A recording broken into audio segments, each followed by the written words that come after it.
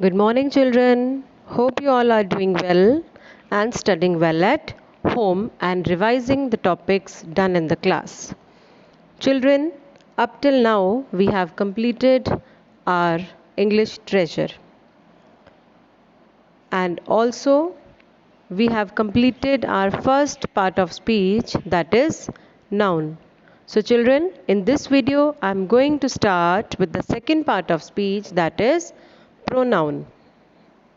So, children, first of all, let's see what is a pronoun.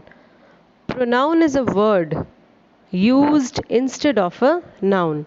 So, simply, if we talk about pronoun, pronoun are the words that are used in place of noun. Secondly, children, pronouns are substitutes to avoid repetition of noun. Children, see the example. Hari is absent because Hari is ill.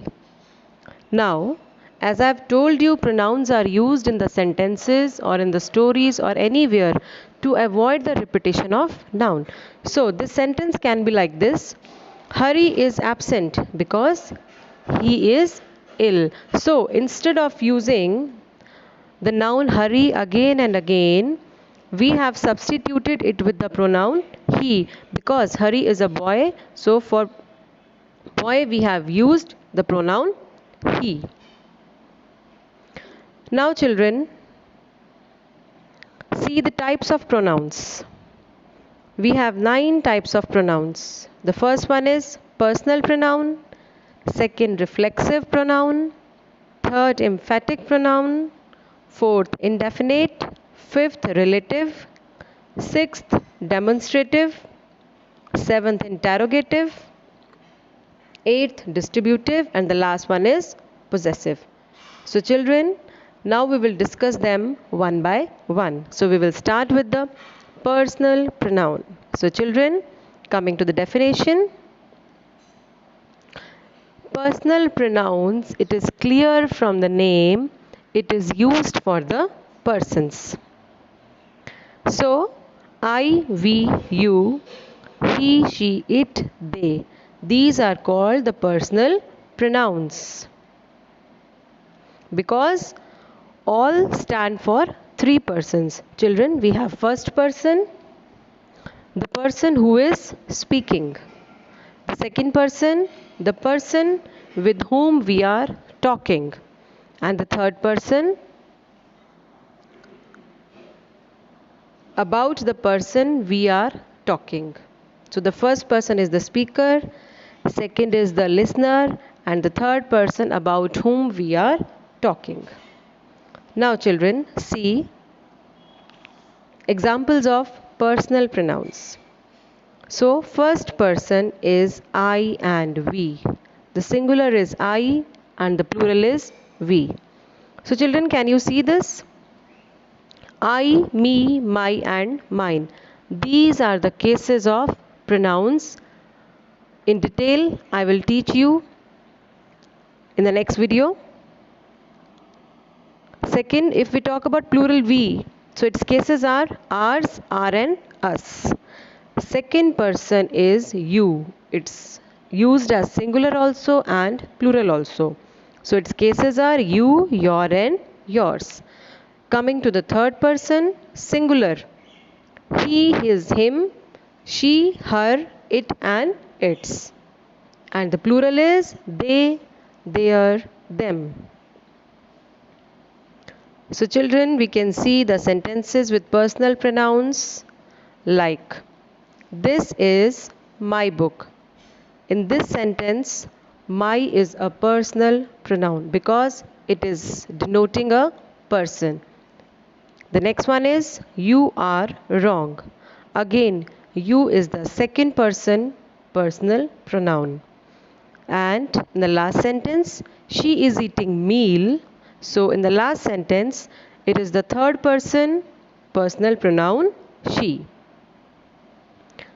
Now, second is reflexive pronoun.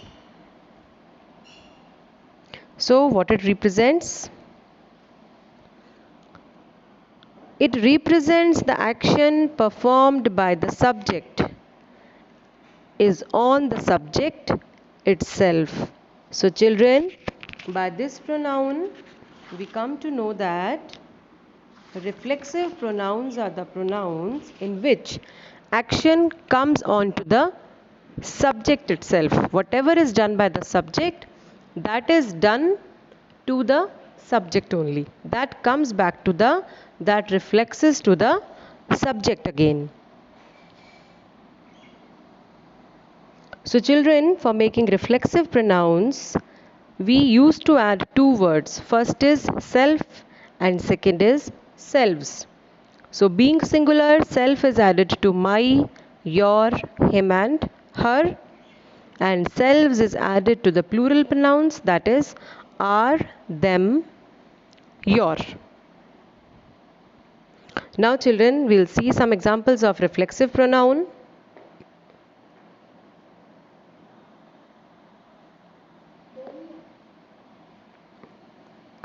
The first one is I hurt myself. So children, in this sentence, myself is the reflexive pronoun because whatever is done by the subject I, the subject I is hurting himself. I hurt myself. So the action reflexes upon to the subject itself. See the second example, they hurt themselves. So they have hurt themselves only, not anyone else. Children, now coming to the third pronoun, that is emphatic pronoun. So an emphatic pronoun is that which is used to add emphasis to the subject of the sentence. Means we emphasize the subject, we emphasize the action done by the subject. Again, self and selves are added to make emphatic pronouns. Now children, first of all we will see the sentences. See the first one, I will do it myself. In this sentence, myself is an emphatic pronoun because in this pronoun emphasis is given to the subject, that whatever has to be done will be done by the subject itself.